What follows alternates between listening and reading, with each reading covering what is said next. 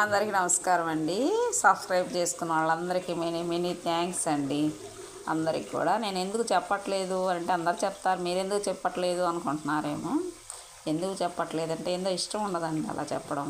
ఎవరికైనా ఇష్టమైనప్పుడు నాకు నచ్చి మీకు లైక్ చేస్తున్నప్పుడు ఎవరైనా సబ్స్క్రైబ్ చేసుకుంటారు కదా. ఈరోజు నెయ్యి కాస్తున్నానండి. శనివారం నెయ్యి ఎందుకు కాస్తారు అనేది నాకు తెలియదు, మా పెద్దవాళ్ళు కాస్తూ ఉంటారు.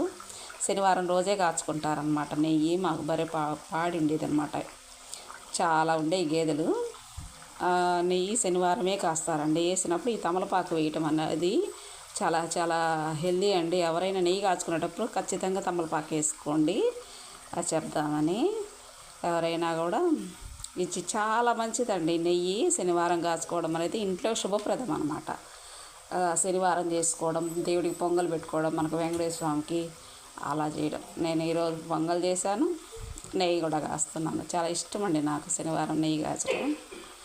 బాయ్ అండి. Thank you for watching.